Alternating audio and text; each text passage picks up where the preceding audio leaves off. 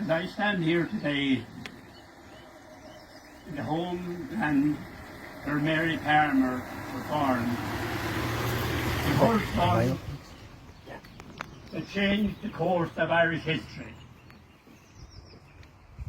with his life, his actions and his deeds. Past has covered that part of the commemoration, but the document that he signed, the proclamation, is just one page, but what an important page it is. It covers the present that they were in.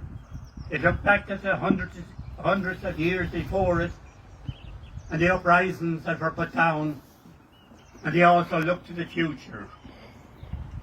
And the first words of that was, Irish men and Irish women in the name of God and of dead generations. Today, I will say a few words about one of the signatories who was a Tipperary man on that, Thomas McDonnell and the McDonnell family.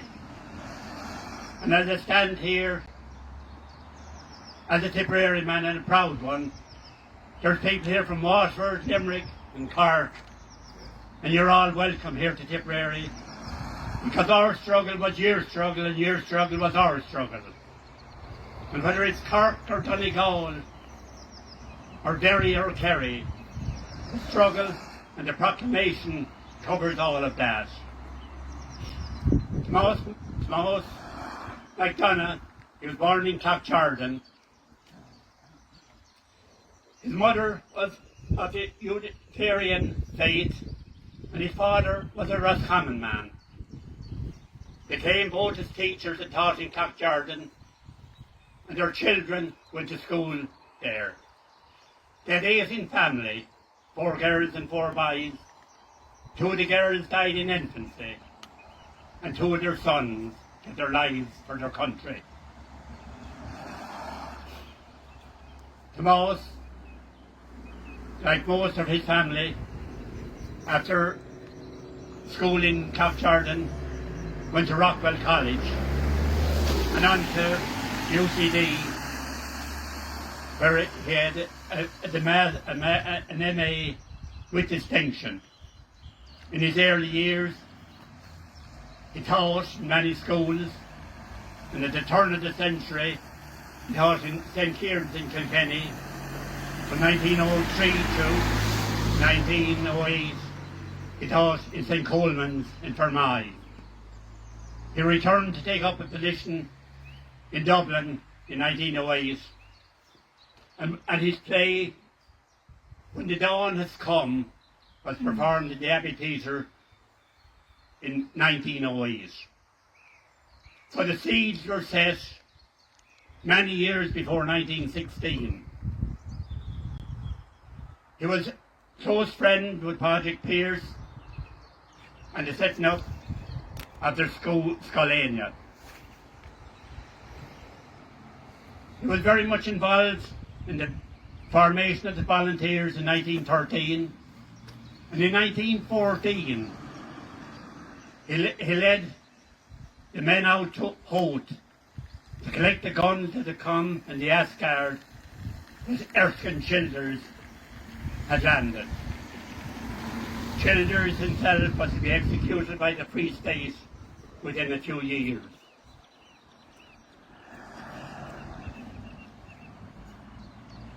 Tom McDonnell, he married Muriel Gifford, and they had 2 children, Donna and Barbara. Muriel's sister married Mary Joseph Plunkett the night before he was executed in Kilmalem jail in 1916.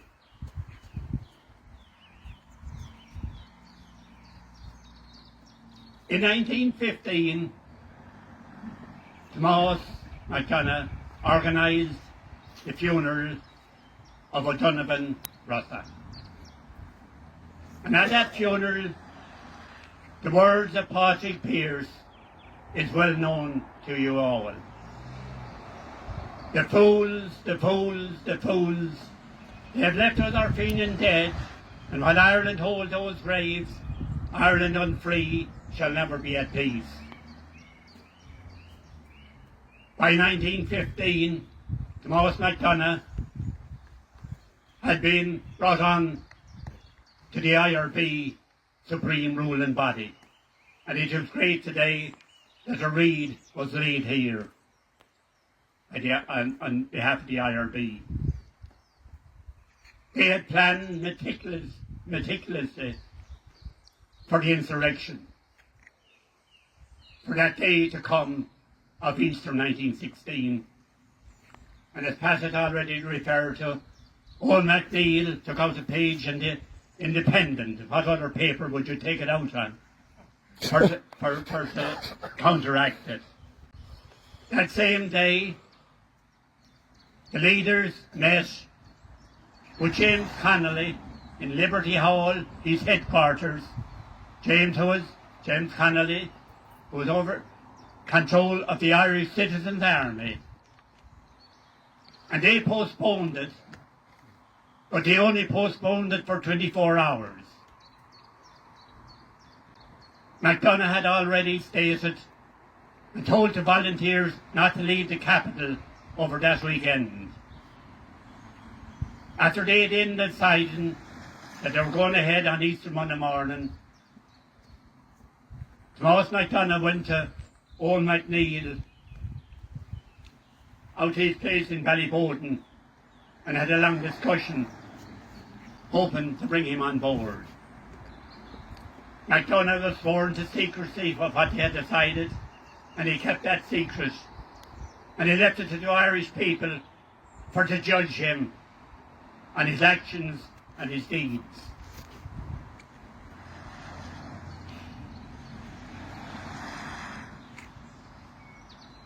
That evening, McDonnell issued orders to all the volunteers to be prepared, armed and equipped and ready. On Easter Monday morning, between 100 and 150 assembled in St. Stephen's Green. There they were joined by members of Connolly's Irish Citizens' Army. They went to their various locations, McDonnell to Jacob's factory. They held out for all that week, and in skirmishes they put them down. They had good vantage points, but you could also see the city in flames in many areas.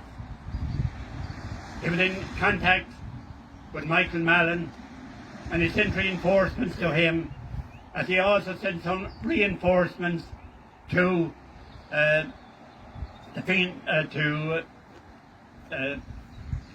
James Connolly's Citizens' Army. At the end of that week, word had come to him that it was a surrender. Patrick Pearse, at this time, was under arrest. McDonnell thought he might be under pressure to issue that order, and he would not accept it. And he did not accept it. He took complete control of the army, and he was now the commander-in-chief. He had discussions with Eamon Cant, and the two of them, he now as leader, had a meeting with his opposite part, the commander of the British forces in Ireland, General Lowe. And it was only after that, with discussions with Cant, that he surrendered. He was arrested, and very quickly a court-martial was in place. Tom refers to some of what he said at that court-martial, and all here should read it in full. He said to those who judged him, they were doing their job for the crown, but it was his duty to defend his country and set it on the course of freedom. They lit the fuse. They were prepared for the ultimate sacrifice. He was prepared to lay down his life and his blood for his country. His wife, Muriel, couldn't be contacted, and she never saw him. His sister, who was a nun, went to him and met him before his execution. She was giving him a bead, and he said, "They'll only cut it in two." But she gave it to him, and he wore it, going out to be executed. On the 3rd of May, at 3:30 at the break of dawn in morning, Thomas Clarke, who we are here today to commemorate his mother, Padraig Pearse and Joe McDonnell went before the firing squad. His brother had come up, cycled up from Thurles to meet him. He met with the Capuchins, and they told him not to go, that he'd be arrested like the rest of them. Joe's brother, who was with him in Jacob's factory, he was arrested also, later interned in Cloncock. But his sister gave him that beads, and he went out on that morning, and the three were executed. When she got back that beads, 4 of the beads were missing. But they lit the fuse for the country to make their stand. And Thomas McDonnell, it wasn't just him and his family. His brother played a very important part, and I think I should refer to him also. He was the youngest of the family. He worked in many places. After his education, he got the same as his brother. And in 1912, he got a job with the Inland Review in Thurles. So from 1913 on, he was very much involved in the organising of the Irish Volunteers. He travelled all over at his own expense, organising. He was interned after the Rising, and after being released, he was elected to Dublin Corporation. In 1917, he was over with them in the election campaign in East Clare. Shortly after that, for a speech he gave up in the hills of Kilcommon in Riesca, he was imprisoned again. He went on hunger strike with his comrade Sean Tracy, and Tom Ash died on that hunger strike. He was elected a TD for Tipperary, North Tipperary, in 1918 and appointed a minister. He organised the Belfast boycott. He was again re-elected in 1921, and he was staunchly against the treaty. In the Civil War, he was arrested again and placed in Portobello Barrack, from where he escaped. Back into active service, he was again arrested and placed in Mountjoy, and while in Mountjoy, Richard, Dick, and Joe were executed, taken out by the Free State.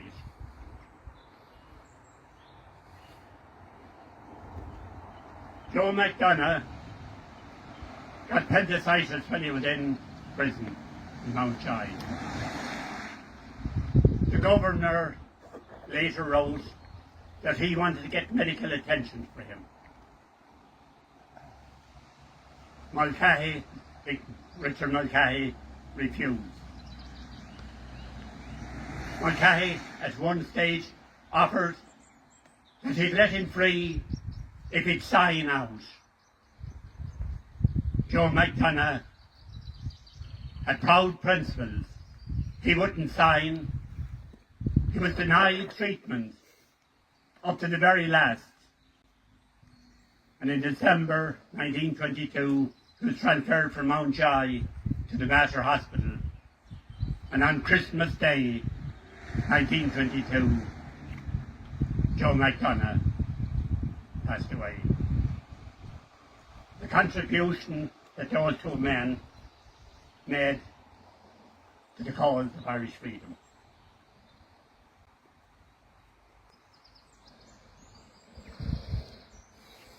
I could go on all day talking about McDonnell. The Tom gave me very short notice to put a few things together. So I apologise, I probably have left out an awful lot more than I should have put in. But they lit the fuse. And I saw the head beg Sean Tracy.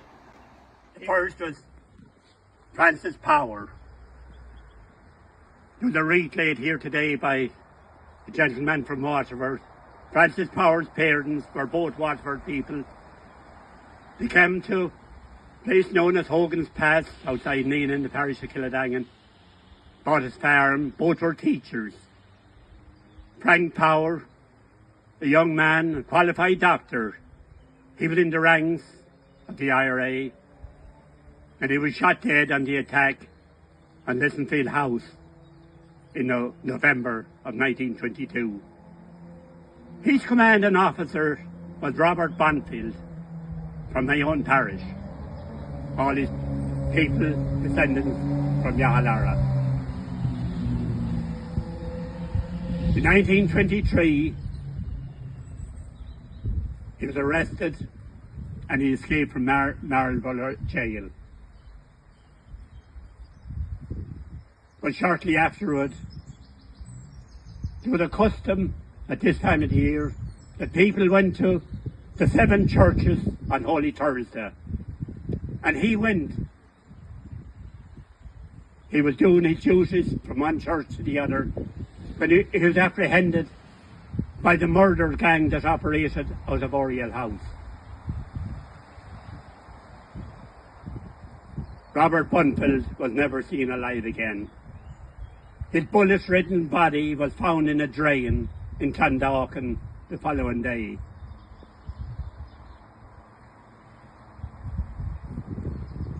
Not that long after, another Tipperary man, Martin Hogan, who had served the IRA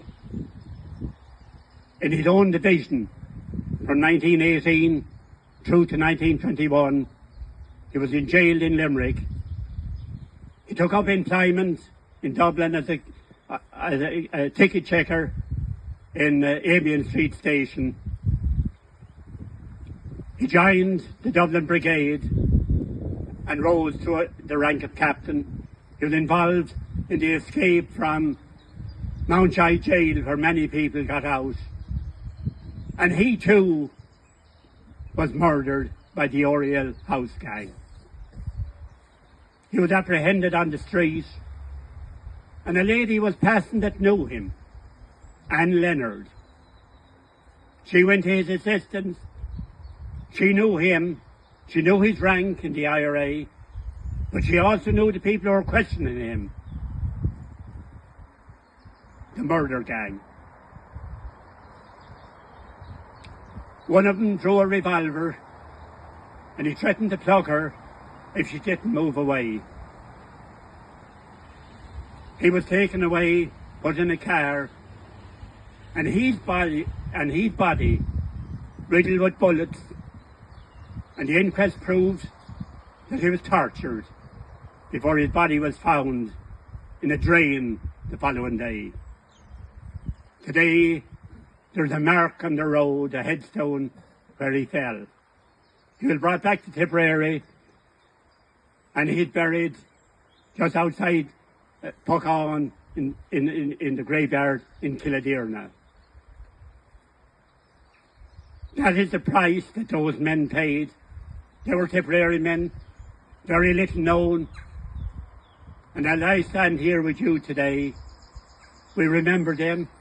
And you can remember, as you come here, drive here, whether it's from Cork or Waterford or Limerick, there'll be headstones on the side of the road. And they are the very same men that I am talking about. But the fuse that was lit in 1916 burnt in the hearts of all Irishmen, and it continued on after 1916, after 21, and after 23. And we could see in the 20s, 30s and 40s our own men stand up. George Plant is a prime example who partook in the struggle in the early years. And as I talk about the Oriel House gang, Mulcahy, Collins, Fitzgerald, they were the leaders. But when George Plant went before the firing squad, or before his execution, the people in power was De Valera, Jerry Boland and Dan Breen. But the struggle for Irish independence was never easy. The Tipperary people continued on in the 40s, the 50s, and we remember the people of Eden Tubber in the 50s, the Sean Souths, and the Fergal O'Hanlons. And in 1969, when the struggle again, and the people of the north were burnt and blasted out of their homes and places, the Tipperary people stood again. And the age we are at now, many of those people who made such sacrifices, a lot of them are gone and are slipping away year by year. I can't stand here and speak about them all, because they're from every county and every parish in every county. But I'll pick out just two. We started here this morning with Mary Palmer and her son Tom Clarke.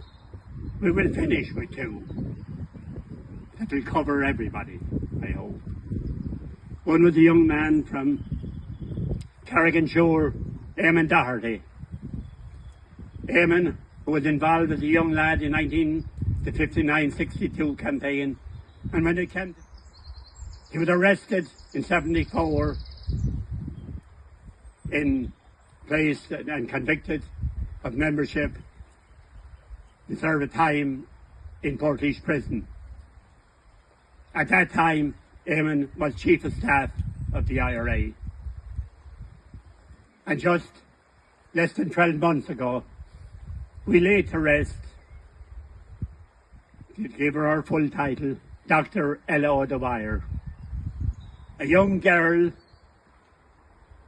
just in her early 20s during the hunger strikes. She took up the struggle that the men of 16, the men of 98 had all started to finish it. She led a team across the Irish Sea of IRA volunteers to challenge the British in their might. She was arrested, sentenced to spend many years in jail, as did Tom Clarke. Tom Clarke, you read it. The conditions were horrific. But the conditions of Ella O'Dwyer and Martine Anderson was far worse than anyone could realise.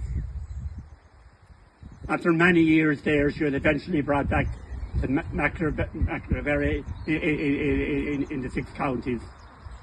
The part of it is still occupied. So we remember today Ella O'Dwyer, as we do Mary Palmer. And I will finish with the words that Padraig Pearse uttered at the grave of that great Fenian Jeremiah O'Donovan Russell. The fools, the fools, the fools, they have left us our Fenian dead, and while Ireland holds those graves, Ireland unfree shall never be at peace. Brilliant.